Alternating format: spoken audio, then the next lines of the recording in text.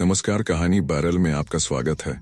लीजिए पेश है रविंद्रनाथ टैगोर द्वारा लिखित कहानी स्वर्णमृग। आदिनाथ और बैजनाथ चक्रवर्ती दोनों की साझे में जमींदारी है। दोनों में बैजनाथ की हालत कुछ खराब है। बैजनाथ के पिता महेशचंद्र में जमीन जायदाद की रक्षा करने या उसे बढ़ाने की अकल तनिक भी न थी। वह अपने बड़े भाई शिवनाथ पर पूरा भरोसा रखते थे। शिवनाथ ने छोटे भाई महेशचंद्र को स्नेह के बड़े दमदार झांसे दिए और उसके बदले उनकी सारी जायदाद हड़प ली। केवल थोड़े से प्रामिसरी नोट उनके पास बचे थे। जिंदगी के समंदर में बैजनाथ को अब केवल अपने उन्हीं थोड़े से सरकारी कागजों की नाव का सहारा था।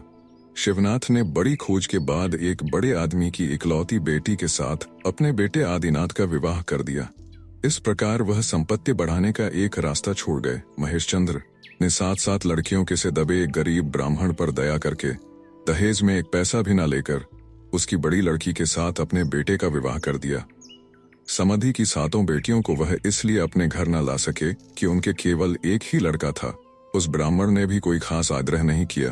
फिर भी सुनते हैं कि शेष बेटियों के विवाह के लिए उन्होंने समधि को अपनी हैसियत से ज्यादा रुपए पैसे से मदद की थी। पिता की मृत्यु के बाद बैजनाथ अपने प्रामिसरी नोटों को लेकर बिल्कुल निश्चिंतता और संतोष के साथ जिंदगी बिताने लगे। काम धंधे की बात उनके मन में कभी आती ही न थी। उनका काम बस इतना ही था कि पेड़ की डाली काटकर बैठे बैठे उसकी छड़ी बनाया करते। दुनिया भर के बच्चे और युवा उनके पास आते और छड़ी प्राप्त करना चाहते। वह उन्हें छड़ी बना बनाकर दे देते। इसके अलावा उदारता की तेजी में मछली पकड़ने का डंडा और पतंग उड़ाने की चरखी वगैरह बनाने में ही उनका काफी समय लग जाता। ऐसा कोई काम हाथ में आ जाए कि जिसमें बड़ी होशियारी से बहुत दिनों तक छीलने घिसने की आवश्यकता हो और दुनिया की उपयोगिता को देखते हुए उसमें उतना समय बर्बाद करना व्यर्थ लगे तो उनके उत्साह की सीमा ही न रहती।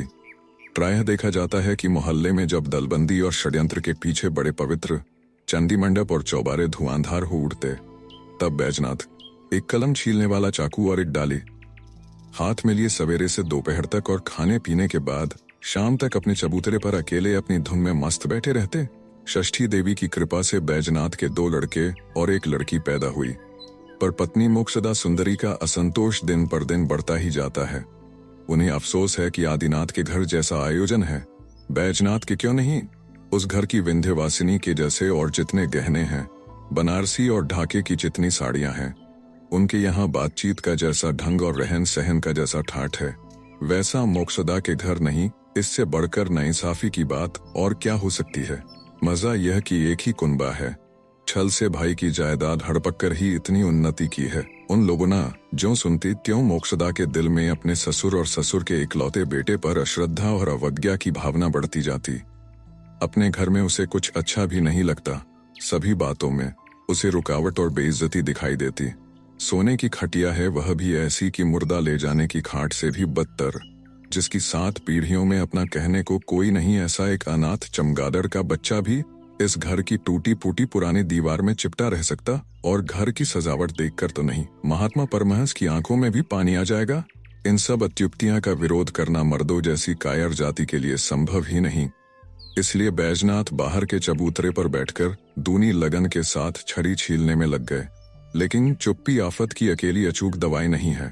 किसी न किसी दिन पति की कारीगरी में बाधा डालकर मोक्षदा उन्हें अंतःपुर में बुलवा ही लेती और बेहद गंभीरता से दूसरी ओर ताकती हुई कहती, ग्वाले से कह दो दूध बंद कर दे।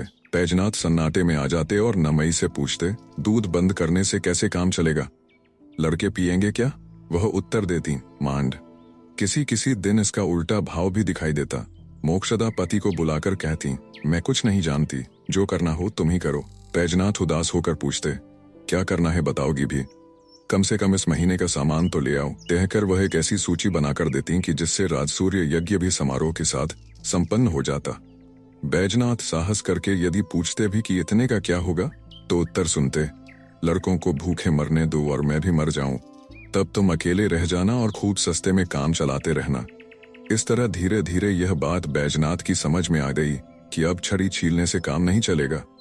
पैसा पैदा करने का कोई रास्ता ढूंढना ही पड़ेगा।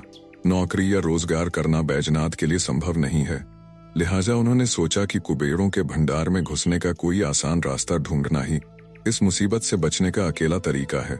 एक दिन रात बिस्तर पर पड़े पड़े वे बड़ी दीनता से प्रार्थना करने लगे, हे माता जगदम्बे, सपने में यदि किसी दुसाध्य रोग की पेटेंट दवा दो तो अखबारों में विज्ञापन लिखने का भार मैं ले लूंगा। उस रात उन्होंने सपने में देखा कि उनकी पत्नी उनसे बिगड़ कर झट से विधवा विवाह करने की प्रतिज्ञा कर बैठी है। धन की कमी के कारण काफी गहने कहाँ मिलेंगे कहकर बैजनाथ उनकी प्रतिज्ञा का विरोध कर रहे हैं और विधवा को गहने की जरूरत नहीं, यह कहकर पत्नी उसका खंडन कर रही है। इसका मुंहतोड़ जवाब अवश्य है, पर उस समय उनके मस्तिष्क में नहीं आया। इतने में नींद उचट गई, देखा सवेरा हो गया है। तब झट से उनके मस्तिष्क में आया कि उनकी पत्नी का विधवा विवाह क्यों नहीं हो सकता। इसके लिए वे कुछ दुखी भी हुए। दूसरे दिन सवेरे नहा धोकर बैजनाथ अकेले बैठे पतंग में डोरा डाल रहे थे। इतने में एक सन्यासी ने आकर द्वार पर जयकार की। सन्यासी को देखते ही बिजली की तरह बैजनाथ को भावी ऐश्वर्य की चमकदार प्रतिमा दिखाई दी। सन्यासी का बड़ा आदर सत्कार किया और बढ़िया भोजन से उसे तृप्त किया गया। बहुत साध्य और साधना के बाद इतना ही पता कर सके कि सन्यासी सोना बना सकता है और उस विद्या को दान करने में उसे कोई आनाकानी भी नहीं है। पत्नी भी मारे खुशी के नाच उठी। गुर्दे के रोग से जैसे पीला ही पीला दिखाई देता है, वैसे ही उन्हें तमाम दुनिया में सोना ही सोना दिखने लगा। कल्पना के कारीगर से पलंग, घर का सामान और दीवारों तक को सोने से मढ़वाकर मन ही मन उन्होंने विंध्यवासिनी को बुलावा दे दिया। सन्यासी प्रतिदिन 2 सेर दूध और 1.5 सेर मोहन भोग उड़ाने लगा और बैजनाथ के सरकारी कागजों को दुहकर उनसे मनमाना मुद्रा रस निकालना शुरू कर दिया। छड़ी और चरखी के भूखे लड़कों का झुंड आता और बैजनाथ के दरवाजे पर धमाधम घुसे बजाकर लौट जाता। घर में लड़के बच्चे वक्त पर खाना नहीं पाते। कोई गिरकर अपने माथे पर गुमरा कर लेता तो कोई रो रो कर जमीन आसमान एक कर डालता। माँ बाप का कुछ ध्यान ही नहीं था। चुपचाप अग्निकुंड के सामने बैठे कड़ाह की ओर टकटकी लगाए रहते। न आंखों की पलकें झपकरती और न मुंह से कोई बात ही निकलती। ऐसा लगा जैसे प्यासी एकाग्र आंखों पर लगातार लौ की प्रतिच्छाया पड़ते रहने से आंखों की अनियों में स्पर्श मणि के गुण आ गए हों। 2-2 प्रामिसरी नोटों की उस अग्निकुंड में आहुति हो चुकने के बाद एक दिन सन्यासी से दिलासा मिला, कल सोने में रंग आ जाएगा। उस दिन रात को दोनों में से किसी को भी नींद नहीं आई। वे मिलकर स्वर्णपुरी बनाने के काम में लग गए। इस विषय में कभी कभी दोनों में मतभेद और बहस भी होने लगती, परंतु खुशी के जोर में उसकी मीमांसा होने में देर न लगती। आपस में एक दूसरे का ख्याल रखकर अपने अपने मत में कुछ कुछ त्याग करने में किसी ने कंजूसी नहीं की। सचमुच उस रात दाम्पत्य एकजुटता इतनी घनी हो गई थी। दूसरे दिन सन्यासी का पता ही नहीं चला। चारों तरफ से सोने का रंग जाता रहा। सूर्य की किरणें तक अंधेरे में डूबी दिखने लगी। इसके बाद फिर घर की खाट, सामान और दीवारें चौगुनी दरिद्रता और जर्जरता प्रकट करने लगी। आगे से घर के काम काज के बारे में बैजनाथ कोई बात कहते तो पत्नी बड़े तेज और मीठे स्वर में कहती, बस रहने दो, अक्लमंदी बहुत दिखा चुके हो, अब जरा कुछ दिन चुप बैठे रहो। बैजनाथ बेचारे एकदम ढीले पड़ जाते। मोक्षदा ने अब ऐसा बढ़िया भाव धारण कर लिया कि इस मृग मरीचिका में उन्हें एक पल के लिए भी शांति नहीं मिली। अपराधी बैजनाथ पत्नी को खुश करने के लिए बहुत सी तरकीबें सोचने लगे। एक दिन एक चौखुटे कागज के डिब्बे में गुप्त उपहार लेकर पत्नी के पास पहुंचे और बड़े हंसकर चतुराई के साथ सिर हिलाते हुए बोले, बताओ क्या लाया हूँ। पत्नी ने कुतूहल को छिपाकर उदासीन भाव से कहा, कैसे बताऊं, मैं कोई जादू तो जानती नहीं। बैजनाथ ने बेकार में समय खराब करके पहले तो धीरे धीरे उसकी गांठ खोली, उसके बाद फूंक मारकर कागज की धूल उड़ाई, फिर बड़ी सावधानी से एक एक तह खोलकर ऊपर का कागज हटाकर आर्ट स्टूडियो की बनी 10 महाविद्या की 5 रंगों वाली तस्वीर निकाली और प्रकाश की ओर घुमाकर पत्नी के सामने रख दी। पत्नी को उसी समय विंध्यवासिनी के खास कमरे में लगे हुए विलायती तैल चित्र की याद आई। वह बहुत ही नाराजगी के साथ बोली, आहा बलिहारी, इसे तुम अपनी बैठक में ही लगा लेना और बैठे बैठे इसकी ओर ही देखा करना, मुझे इसकी आवश्यकता नहीं। बैजनाथ उदास हो गए और समझ गए कि विधाता ने उन्हें और शक्तियों के साथ स्त्री को खुश रखने की दुर्लभ शक्ति से भी अलग कर रखा है। इधर देश भर में जितने ज्योतिषी थे, मोक्षदा ने सबको हाथ दिखाया और जन्म पत्री भी दिखाई। सभी ने यही कहा कि वह सधवा हालत में ही मृत्यु प्राप्त करेंगी, परंतु उस भारी आनंद भरे परिणाम के लिए वह बहुत उतावली न थी। इसलिए इससे भी उनका अचंभा न मिटा। अब की बार सुना कि उनका संतान भाग्य अच्छा है, लड़के लड़कियों से जल्द ही घर भर जाएगा। सुनकर कोई खास खुशी प्रकट नहीं की। अंत में एक ज्योतिष ने कहा, 1 साल के अंदर अगर बैजनाथ को देवधन न मिल जाए तो हम अपनी पौथी पत्रा सब जला डालेंगे। ज्योतिषी की इस दृढ़ प्रतिज्ञा को सुन मोक्षदा के मन में अब तक अविश्वास न रह गया था। ज्योतिषी काफी भेंट पूजा लेकर विदा हो गए, लेकिन बैजनाथ के लिए जिंदगी मार समान हो गई। धन पैदा करने के कुछ मामूली से प्रचलित रास्ते हैं भी, जैसे खेती, नौकरी, व्यापार, चोरी और धोखेबाजी आदि, पर देव धन पैदा करने का वैसा कोई बताया रास्ता नहीं है। इसीलिए मोक्षदा बैजनाथ को जैसे जैसे उत्साह देती और फटकार बताती, वैसे वैसे उन्हें किसी तरफ कोई रास्ता नहीं सुझाई देता। कहाँ खोदना शुरू करें, किस तालाब में खोज कराने के लिए पनडुब्बी को तैनात करें, मकान की किस दीवार को तुड़वाएं, कुछ फैसला नहीं कर पाए। मोक्षदा ने बहुत नाराज होकर पति से कहा, मर्दों के भेजे में मगज के बदले में गोबर भरा रहता है, यह मैं पहले नहीं जानती थी। फिर बोली, जरा हिलो तो सही, ऊपर को मुंह उठाए बैठे रहने से क्या आसमान से रुपए बरसेंगे। बात ठीक है और बैजनाथ चाहते भी यही हैं, पर हिलें भी तो किस तरह और कहाँ, कोई बताता भी नहीं। इसलिए चबूतरे पर बैठकर फिर छड़ी छीलने लगे। इधर आश्विन मास में दुर्गा पूजा नजदीक आ गई। चतुर्थी से ही ना आकर घाट पर लगने लगी। बाहर से आए लोग अपने घरों को लौटने लगे। टोकरियों में कुम्हड़ा, घुइयां, सूखे नारियल, टीन के बक्सों में लड़कों के लिए जूते, छाते, कपड़े और कहानियों की नई नई किताबें आ रही हैं। चारों के सूरज की किरणें उत्सव के हास्य की तरह बिना बादलों के आकाश में व्याप्त हो रही हैं। अधपके धान के खेत थर थर कांप रहे हैं। पेड़ों की वर्षा से धुली हुई तेजयुक्त हरी हरी पत्तियां नए जाड़े की हवा से सिसकारी भर रही हैं। और चाइना टसर का कोट पहने, कंधे पर तही हुई चादर लटकाए, सिर पर छतरी ताने परदेश से लौटते हुए यात्रीगण खेत के रास्ते से घर की तरफ जा रहे हैं। बैजनाथ बैठे बैठे यही देखा करते और उनके दिल से लंबी सांसें निकलती रहती। खुशियों से शून्य अपने घर के साथ बंगाल के हजारों घरों के मिलन के उत्सव की तुलना करते और मन ही मन कहते, विधाता ने मुझे ही क्यों ऐसा निकम्मा पैदा किया। लड़के सवेरे ही उठकर प्रतिमा निर्माण देखने के लिए आदिनाथ के घर के आंगन में जाकर बैठ गए। खाने का समय होने पर दासी उन्हें जबरदस्ती वहां से पकड़ ले गई। बैजनाथ उस वक्त चबूतरे पर बैठे आज के संसार भर में फैले उत्सव में अपने जीवन की असफलता की याद के करके दुखी हो रहे थे। नौकरानी के हाथ से दोनों लड़कों को छुड़ाकर प्रेम से उन्हें अपनी गोद के पास खींचकर बड़े लड़के से पूछा, क्यों रे, अब की बार पूजा में तू क्या लेगा? बोलना। अविनाश ने उसी वक्त उत्तर दिया, एक नाव देना बापूजी। छोटे लड़के ने भी सोचा कि बड़े भैया से किसी विषय में कम रहना ठीक नहीं। बोला, मुझे भी एक नाव दो बापूजी, बाप के योग्य बेटे हैं।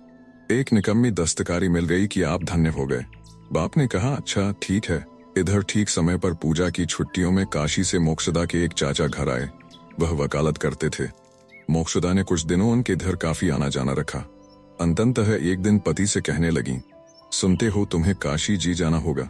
बैजनाथ को अचानक ऐसा लगा जैसे शायद उनका अब मौत का वक्त आ पहुंचा है।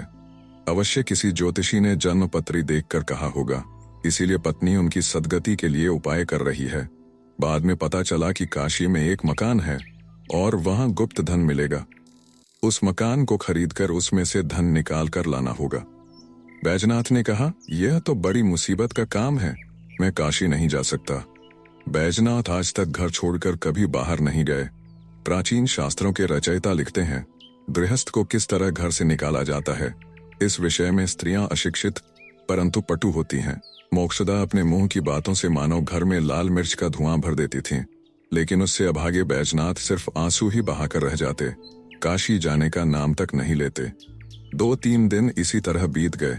बैजनाथ ने बैठे बैठे कुछ लकड़ियों को काट छांट कर और जोड़ जोड़ कर 2 खिलौना नावें बनाई। उनमें मस्तूल लगाए और कपड़ा काट कर पाल भी लगा दिए। लाल कपड़े का झंडा लगाया और पतवार आदि ठीक जगह पर लगा दी। एक गुड्डे को मल्लाह बनाया, फिर यात्री भी बैठा दिए। मतलब यह है कि इसमें उन्होंने बड़ी कुशलता का परिचय दिया। उन नावों को देखकर अपने मन को बस में रख सकें, ऐसे ठोस इरादे वाले बालक कम ही मिलेंगे। इसीलिए बैजनाथ ने सप्तमी से पहले छठ की रात को जब दोनों नावें उन लड़कों के हाथ में सौंपी थीं, तो वे मारे खुशी के नाचने लगे। एक तो केवल नाव ही काफी थी, उस पर लगे हुए थे पाल, मस्तूल, पतवार और मल्लाह आदि। यही उनके लिए भारी आश्चर्य की बात थी। लड़कों की खुशी की धूम ने माँ का ध्यान खींचा। उन्होंने आकर अपनी आंखों से गरीब बाप का दिया पूजा का उपहार बेटों के हाथ में देखा तो मारे गुस्से के रोना आ गया। माथे पर हाथ मारा और लड़कों के हाथ से खिलौने छीनकर खिड़की से बाहर फेंक दिए। सोने का हार तो दरकिनार रहा, साटन का कोट और जरीदार टोपी भी मिट गई। कैसा मनहूस आदमी है, 2 खिलौने देकर खास अपने ही बेटों को धोखा देने आया है। उसमें भी कंजूस आदमी से 2 पैसे खर्च नहीं किए गए। अपने हाथ से बनाई है नावें। छोटा लड़का जोर से रो उठा। मूर्ख कहीं का, कहते हुए मोक्षदा ने उसके गाल पर कसकर एक चांटा लगा दिया। बड़ा लड़का बाप के मुंह की ओर देखकर अपना दुख भूल गया। वह ऊपरी तौर पर खुशी दिखाते हुए बोला, बापू जी मैं कल खूब सवेरे जाकर उठा लाऊंगा। बैजनाथ उसके दूसरे ही दिन काशी जाने को राजी हो गए, पर पैसे कहाँ थे। उनकी पत्नी ने गहने बेचकर पैसे एकत्र किए। बैजनाथ की दादी के जमाने के गहने थे। ऐसा पक्का सोना और इतनी चीजें आजकल देखने को भी नहीं मिलती। बैजनाथ को ऐसा लगा जैसे वह मरने जा रहे हों। पेटों को गोद में लेकर पुचकारा, खूब प्यार किया, फिर आंखों में आंसू भरकर घर से निकल पड़े। उस समय मोक्षदा भी रोने लगी थी। काशी का मकान मालिक बैजनाथ के चया सुसर का मुवक्किल था, इसलिए मकान खूब ऊंचे दामों में मिला। बैजनाथ उस मकान में अकेले रहने लगे। मकान बिल्कुल गंगा के किनारे था। गंगा की धारा उसकी नींव को धोती हुई बहती रहती। रात को बैजनाथ के रोंगटे खड़े हो उठे। सूने मकान में सिरहाने के पास दिया जलाकर चादर ओढ़कर सो रहे, पर नींद ही आई। आधी रात को जब सारा शोर थम गया, तब कहीं से झनझन की आवाज सुनकर बैजनाथ चौंक पड़े। आवाज बहुत धीमी थी, पर साफ सुनाई देती थी, जैसे पाताल में बलिराजा के कोषाध्यक्ष अपने भंडार में बैठे हुए रुपए गिन रहे हों। बैजनाथ के मन में भय, अचंभा और साथ ही जीती जा सकने वाली आशा का भी संचार हुआ। कांपते हाथ से दिया उठा, सारी कोठरियों में घूम आए। इस कोठरी में घुसते तो मालूम होता कि आवाज उस कोठरी से आ रही है, और उस कोठरी में जाते तो पता चलता कि किसी और कोठरी से आ रही है। बैजनाथ सारी रात इसी तरह इस कोठरी से उस कोठरी में घूमते रहे। दिन में रात का वह पाताल भेदी शब्द अन्य शब्दों के साथ मिल गया, फिर वह पहचान में नहीं आया। रात के जब 2-3 पहर बीत चुके और दुनिया सो चुकी, तो फिर वही शब्द जाग उठा। बैजनाथ का मन बहुत बेचैन हो उठा। वे शब्द का लक्ष्य ठीक करके किस तरफ जाना चाहिए कुछ तय नहीं कर पाए। रेगिस्तान में पानी का शोर सुनाई दे रहा है, पर वह किधर से आ रहा है जैसे कुछ फैसला करते नहीं बनता। डर यह था कि कहीं गलत रास्ता पकड़ लिया और गुप्त झरना अचानक अधिकार के बाहर चला गया तो प्यासा बटोही जैसे चुपचाप खड़ा खड़ा पानी के झरने की आवाज की तरफ बड़े गौर से कान लगाए रहता है, और प्यास भी लगातार बढ़ती ही जाती है। ठीक वही स्थिति बैजनाथ की न हो। बहुत से दिन अनिश्चितता में ही कट गए। सिर्फ अनिद्रा और बेकार के भरोसे से उनके संतोष भरे चेहरे पर बेचैनी का तीव्र भाव रेखांकित हो उठा। उनकी अंदर धंसी आश्चर्य भरी आंखों में दोपहर की रेगिस्तान की बालू तरह एक लपट दिखाई देने लगी। अंत में एक दिन दोपहर को सारे दरवाजे बंद करके उन्होंने घर में साबर ठकटकाना शुरू कर दिया। बगल की एक छोटी कोठरी की जमीन पोली सी लगी। आधी रात के करीब बैजनाथ अकेले जमीन खोदने लगे। जब रात खत्म होने को आई और पौ फटने लगी, तब कहीं गड्ढा पूरा खुद पाया। उन्होंने देखा कि नीचे एक घर सा बना है, पर रात के अंधेरे में बिना विचारे उसमें पैर डालने की उनकी हिम्मत न पड़ी। गड्ढे के ऊपर बिछवाना बिछाकर पड़ रहे, लेकिन आवाज इतनी साफ साफ सुनाई देने लगी कि डर के मारे उनसे वहां ठहरना कठिन हो गया। वहां से वह उठ आए, लेकिन घर को यूं ही सूना छोड़कर दूर जाने की भी उनकी हिम्मत न हुई। लोभ और भय दोनों मिलकर उन्हें दोनों ओर से हाथ पकड़कर खींचने लगे। रात बीत गई, आज दिन में भी आवाज सुनाई दे रही है। नौकर तक को उन्होंने घर के भीतर नहीं आने दिया। खाना पीना भी बाहर ही किया था। खा पीकर घर में घुसे और भीतर से ताला बंद कर लिया। दुर्गा नाम का जाप करते हुए उन्होंने गड्ढे के मुंह से बिस्तर हटाकर अलग कर दिया। पानी की छप छप और धातु की ठन ठन आवाज बिल्कुल साफ सुनाई देने लगी थी। डरते डरते गड्ढे के पास आहिस्ता से मुंह ले जाकर देखा। बहुत नीचे एक कोठरी सी थी, उसमें पानी का सोता जोरों से चल रहा था। अंधेरे में और कुछ खास दिखाई नहीं दिया, और फिर एक बड़ी लकड़ी डालकर आजमाया और देखा कि पानी घुटनों से ज्यादा नहीं है। एक दियासलाई की डिबिया और बत्ती लेकर उस कोठरी के अंदर बड़ी आसानी से कूद पड़े। क्षण भर में ही कहीं सारी आशा बुझ न जाए, इसलिए बत्ती जलाने में हाथ कांपने लगे। बहुत सी दिलासलाइयां बेकार करने के बाद बत्ती जली। देखा कि लोहे की मोटी जंजीर से एक तांबे का भारी घड़ा बंधा है। जब भी सोते का पानी जोर से आता, जंजीर घड़े पर पड़ती और आवाज करती थी। बैजनाथ पानी पर छप छप शब्द करते हुए झटपट घड़े के पास पहुंचे। देखा तो घड़ा खाली था। फिर भी अपनी आंखों पर विश्वास न कर सके। दोनों हाथों से घड़ा उठाकर उसे झकझोर दिया, फिर भी भीतर से कुछ नहीं निकला। औंधा करके हिलाया, कुछ भी नहीं गिरा। उसका गला उखड़ा हुआ था, जैसे किसी समय घड़े का मुंह बिल्कुल बंद रहा हो और पीछे किसी ने तोड़ दिया हो। अब बैजनाथ पागल की तरह पानी के अंदर दोनों हाथों से टटोल टटोल कर देखने लगे। कीचड़ में कोई चीज मालूम दी। उठाकर देखा तो मुर्दे की खोपड़ी थी।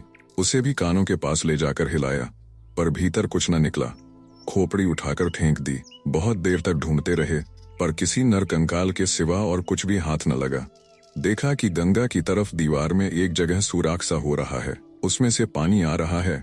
संभव है उनसे पहले जिस आदमी की जन्म पत्री में देवधन प्राप्ति की बात लिखी थी, वही शायद इस छेद से घुसा होगा। अंततः बिल्कुल हताश हो गए तो अरी मेरी माँ कहकर एक गहरी सांस ली। उसके जवाब में मानो अतीत काल के और भी बहुत से हताश व्यक्तियों की सांसें भीषण गंभीरता के साथ प्रतिध्वनि के रूप में पाताल में गूंज उठीं। सारी देह में पानी और कीचड़ लपेटे हुए बैजनाथ ऊपर आए। लोगों के शोर शराबे में डूबी धरती उन्हें आदि से अंत तक झूठी और उसी जंजीर से बंधे हुए घड़े की तरह सूनी मालूम देने लगी। फिर सारा सामान बांधना पड़ा, टिकट खरीदना पड़ेगा, गाड़ी पर चढ़ना होगा, घर जाना होगा, पत्नी के सामने उत्तर देना होगा, अपने निकम्मे जीवन के भार को फिर पहले की तरह ढोना होगा। मन हुआ कि नदी के कमजोर बालू के तट की तरह झट से टूटकर पानी में गिर जाएं, पर ऐसा न कर सके। फिर वही सामान बांधना पड़ा, टिकट खरीदना पड़ा और गाड़ी पर भी चढ़ना पड़ा। एक दिन शाम के समय घर के द्वार पर जा पहुंचे। आश्विन मास में जाड़ों के सवेरे दरवाजे के पास बैठकर बैजनाथ ने अनेक बाहर के लोगों को घर लौटते देखा था और गहरी सांस लेकर मन ही मन परदेश से घर लौटने के इस सुख के लिए लालायित भी हुए थे। लेकिन तब आज की इस शाम की वह सपने में भी कल्पना नहीं कर सकते थे। घर में आकर आंगन के तख्त पर भोलेपन से बैठे रहे, अंदर नहीं गए। सबसे पहले मेहरी ने उन्हें देखा और देखते ही शोर मचा दिया। बेटे दौड़े आए। पत्नी ने बुलवा भेजा। बैजनाथ का नशा सा उतर गया जैसे। फिर वह उसी पुरानी गृहस्थी में सोते से जाग उठे। सूखे मुंह पर मैली सी हंसी लिए एक बेटे को गोद में ले और एक का हाथ पकड़ भीतर पहुंचे। दिया जल चुका था, हालांकि रात नहीं हुई थी, तो भी जाड़े की शाम में रात की तरह का सन्नाटा छाया हुआ था। बैजनाथ कुछ देर चुप रहे, फिर मीठे स्वर में पत्नी से पूछने लगे, कहो कैसी रही? पत्नी ने कोई उत्तर न देकर पूछा, उसका क्या हुआ? बैजनाथ ने कुछ उत्तर न दे माथे पर हाथ दे मारा। मोक्षदा का चेहरा बहुत सख्त हो गया। बेटे बेचारे किसी भारी विपत्ति की छाया देखकर आहिस्ता से हट गए। मेहरी से जाकर बोले, उस दिन वाली नाई की कहानी सुनाओ ना, और बिस्तर पर पड़ गए। रात होने लगी, पर दोनों के मुंह से एक भी बात नहीं निकली। घर के अंदर जाने कैसा सन्नाटा सा छा गया और मोक्षदा के होंठ क्रमवार वज्र की तरह सख्त होने लगे। बहुत देर बाद मोक्षदा बिना कुछ कहे उठकर अपने कमरे में चली गई और भीतर से सांकल लगा ली। बैजनाथ चुपचाप बाहर खड़े रहे। चौकीदार सोने वाले होशियार आवाज लगाकर चला गया। थकी हुई दुनिया सुख की नींद सो रही थी। अपने नाते रिश्तेदारों से लेकर अनंत आकाश के नक्षत्र तक किसी ने इस लांछित नींद उड़े पुरुष बैजनाथ से एक बात भी न पूछी। बहुत रात बीतने पर शायद किसी सपने से जागकर बैजनाथ के बड़े लड़के ने बिस्तर से उठ बरामदे में आकर पुकारा, बापूजी। लेकिन तब उसके बापूजी वहां थे ही नहीं। बालक ने और भी जरा जोर से बंद किवाड़ के बाहर से पुकारा, बापूजी, पर कोई उत्तर नहीं मिला। फिर वह डरता डरता बिस्तर पर जाकर सो गया। पहले की रीति के अनुसार मेहरी ने हुक्का भरकर बैजनाथ की तलाश की, लेकिन वह कहीं भी दिखाई नहीं दिए। दिन चढ़ने पर पड़ोस के लोग उनकी खबर लेने पहुंचे, पर बैजनाथ के साथ किसी की भी भेंट नहीं हुई। आप सुन रहे थे कहानी बैरल से, रविंद्रनाथ टैगोर द्वारा लिखित कहानी स्वर्णमृग। वीडियो पसंद आया तो इसे लाइक करिए और चैनल को भी सब्सक्राइब कीजिए। धन्यवाद।